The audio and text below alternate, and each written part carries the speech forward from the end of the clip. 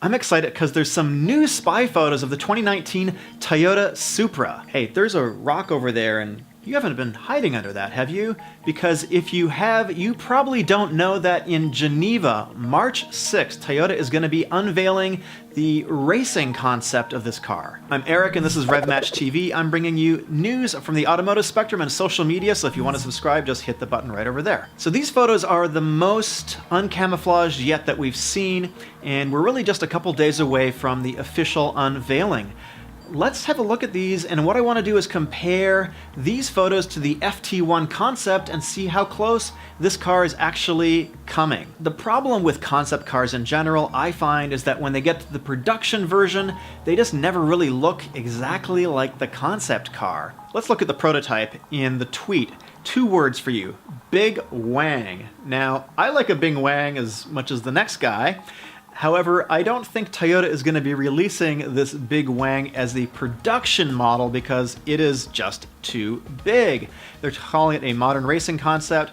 I don't think Geneva is going to be the place where we're actually seeing the production version of this car, but I've got big hopes for New York in a couple days at the end of March. Comparing the spy photos to the FT1 concept, the biggest thing that jumps out at me is that there are some similarities on the front end, but mainly the nose in the FT1 concept is got this solid centerpiece. And if you look at the spy shots, it seems to be open, like there's an opening for the radiator there. So that to me is the biggest thing that is kind of a disappointment, because I think that's one of the elements of the car that really makes the FT1 look absolutely incredible.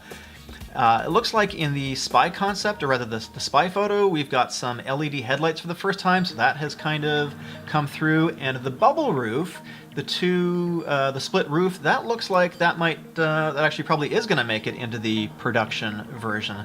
I kind of like that. Looking at the rear haunches of this car, you can see the FT1 has got these big side intakes going into the rear fenders.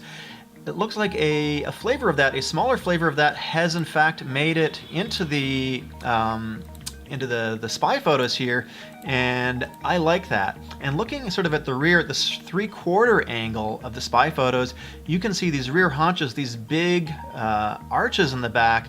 That's amazing to me that much is making it into the production car, because that looks so aggressive. It looks so, I like it. I mean, it just looks so aggressive. And then looking at the tail, you can see we've got an integrated spoiler. I think it's integrated perhaps for the first time in any of the spy photos. That's pretty neat. I like the way the rear of the car looks. I kind of like this this treatment with the exhaust here, and the overhang, that little part that goes down below the exhaust kind of mirrors the nose of the car. So those are the big differences in my mind. I just wish they had made the nose more similar. A couple days away, we're going to find out what it looks like really soon. I'll be bringing you the news as it happens on this car and others. I'm still working on my 240SX. I'm doing an oil cooler installation video right now. It's taking a little bit of time, and I'm going to be working on some cinematic stuff too, so that's in the pipeline. So if you want to subscribe, hey, you know what to do. Just hit the button right over there and the notification bell, and I'll see you guys in the next video.